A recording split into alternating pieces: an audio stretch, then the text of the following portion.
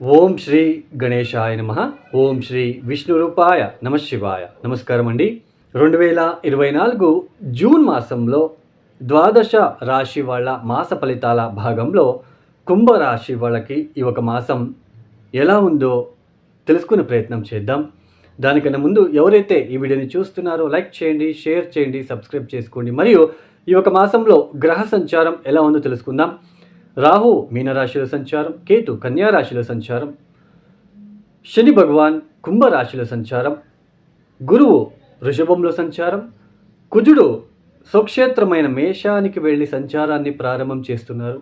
సూర్యుడు జూన్ 15వ తేదీ వరకు వృషభంలో, తదుపరి మిథున రాశిలో సంచారం. శుక్ర బుధులు ఇద్దరు కూడా వృషభ, మిథునం, తర్వాత కర్కాటక రాశులలో సంచారం చేయబోతున్నారు. ఈ ఒక గ్రహ సంచారం రీత్యా కుంభరాశి వాళ్ళకి ముందుగా గత మాసంలో అంటే మే మాసంలో ఏర్పడిన చిన్నపాటి ఏదైతే ఈ ద్వితీయ స్థలంలో కుజ రాహుల కలయిక జరిగింది. ఈ యొక్క కుజ రాహులు ద్వితీయ స్థానంలో కలయిక వలన ఈ కుంభరాశి వాళ్ళు కుటుంబపరమైన ఇబ్బందులు, కుటుంబంలో కొన్ని అనుకోని తగాదాలు ఏర్పడిన సూచనలు, ఆర్థికపరమైన ఇబ్బందులు, ఆకస్మికంగా ఆరోగ్యపరమైన ఇబ్బందులు, తర్వాత మానసిక ఒత్తిడులు, పైగా జన్మరాశిలోనే మనకి శని ఒక సంచారము. సో ఇలా అన్నీ కూడా మే మాసంలో కొద్దిగా చాలా ఇబ్బందులు పడి ఉంటారు. అయితే జూన్ మాసంలో కుజుడు స్వక్షేత్రమైన మేషానికి వెళ్ళిపోతారు. అంటే తృతీయాధిపతి తృతీయ స్థానంలో. అంటే ఈ ఒక కుంభరాశి వాళ్ళకి ఈ ఒక జూన్ మాసంలో కుజుడు, సూర్య, తర్వాత మనకి ఇక్కడ బుధ, శుక్రులు ఇద్దరు కూడా శుభ ఫలితాలని అందిస్తున్నారు. ముఖ్యంగా ఈ యొక్క కుంభరాశి వాళ్ళకి ఆర్థికపరమైన ఇబ్బందులు కొద్దిగా తగ్గుముఖమయ్యే సూచనలు ఉంటాయి. సమాజంలో సమాజంలో మీకు గుర్తింపు అనేది లభించడం లాంటిది, మీ యొక్క ఆలోచన విధానం మారడము, ఆలోచన శక్తి పెరగడం లాంటిది. తర్వాత ఈ యొక్క వ్యాపారం చేసే వాళ్ళకి కొద్దిగా లబ్ధి సూచనలు ఎక్కువగా ఉంటాయి. సోదరుల మధ్య ఏదైనా చిన్నపాటి ఇబ్బందులు ఉన్నప్పటికీ అవి తగ్గుముఖమయ్యే సూచనలు ఎక్కువగా ఉంటాయి. ఎందుకు ఇక్కడ తగ్గుముఖమయ్యే సూచనలు ఉంటాయి అంటే తృతీయాధిపతి సోదరకారకుడైన కుజుడే తృతీయ స్థానంలో సంచారం. సో ఇందువలన కొద్దిగా ధైర్యము ఎక్కువగా అవ్వడం లాంటివి, సోదరులతో ఉన్న విభేదాలు కొంచెం తగ్గించుకోవడము, శత్రువులు మీకు సరెండర్ అవ్వడం లాంటిది, అంటే శత్రువులు మిమ్మల్ని చూసి భయపడడం లాంటిది, ఉద్యోగంలో అభివృద్ధి లాంటిది, ఉద్యోగం లేని వాళ్ళకి ఉద్యోగం లభించే సూచనలు, ఆర్థికంగా కొన్ని ప్రయోజనాలు పొందుకోవడం లాంటివి. సో ఇటువంటి మంచి శుభ ఫలితాలు, యోగ్యవంతమైన ఫలితాలు అందబోతున్నాయి. సంతానం విషయంలో కూడా మంచి శుభవార్తలు వినడం లాంటిది, సంతానం కోసం కొంచెం డబ్బు ఖర్చు చేయడం లాంటిది, విద్యార్థులు కూడా ఇక్కడ వాళ్ళ కోరినట్లు సీట్లు లభించడం లాంటిది. సో ఇటువంటివన్నీ కూడా మంచి ఫలితాలు, వ్యాపారంలో కూడా అనుకున్న లబ్ధి లావడం లాంటిది.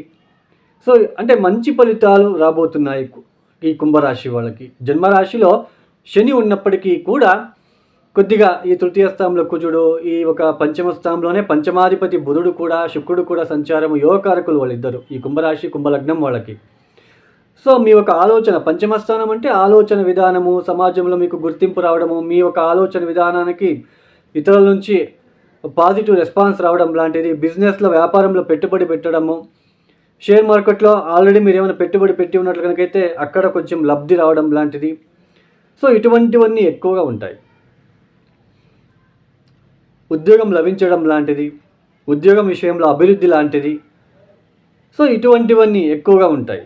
మంచి ఫలితాలు రాబోతున్నాయి ఈ యొక్క కుంభరాశి వాళ్ళకి. ఎటువంటి ఇబ్బందులు ఉండవండి కుంభరాశి వాళ్ళకి. మీరు ఏదైతే ఇన్ని రోజులు మీరు ఇబ్బందులు పడ్డారో ఇక ఈ మాసంలో కొద్దిగా ఆ ఇబ్బందుల నుంచి బయటపడే ఆస్కారం ఉంటుంది. అంటే మీ దశాభుక్తిని కూడా చూసుకోండి. తర్వాత తృతీయ స్థానంలో కుజుడు ఉన్నాడు అని చెప్పాను. మీది ఏ లగ్నం అవుతుందో చూసుకోండి. ఆ మేషానికి కుజుడు ఎన్ని బిందువులు ఇచ్చాడో అష్టకవర్గ బిందువులు చూసుకోండి. 4-5 పాయింట్స్ ఇచ్చింటే నేను చెప్పినట్టు మంచిగా ఉంటుంది. 0-1-2 పాయింట్స్ ఇచ్చి ఉంటే చాలా ఇబ్బందులు పెడతాడు. సోదరులతో ఫైటింగ్ లాంటిది, అంటే గొడవలు లాంటిది పెట్టేస్తాడు అక్కడ. అంటే ఆయన బలిష్టంగా ఉండాలి యాక్చువల్లీ. అక్కడ చూసుకోండి అష్టకవర్గ బిందువులు ఎలా ఉన్నాయో చూసుకోండి ఒకసారి. బాగున్నట్లు గనకైతే ఇబ్బందులుండవు. గురువుగారు ఇప్పుడు మీకు చతుర్థ స్థానంలో గురువుగారు అంటే వృషభంలో సంచారం చేస్తున్నారు. అక్కడ మీ యొక్క జన్మజాతకంలో అష్టకవర్గ బిందువులు ఎన్నున్నాయో చూసుకోండి.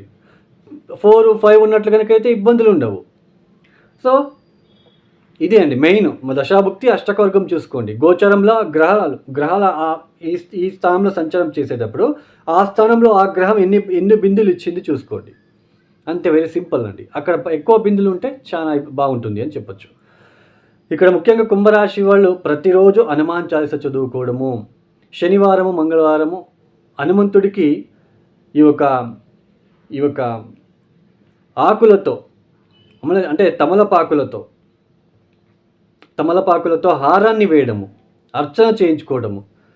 తర్వాత రాహువుకి మెయిన్ నల్ల మినుములు కేజీంబావు నానబెట్టేసి శుక్రవారం సాయంత్రం పూట, శనివారం రాహుకాలంలో పూజలు చేసి గోచారంలో ఉంటున్న ద్వితీయ భావస్థిత రాహుగ్రహ దోష నివారణలను మొక్కుకొని ఏదైతే నల్ల మినుములకి బెల్లం కలిపి పూజ చేసి ఆవులకి తినిపించండి.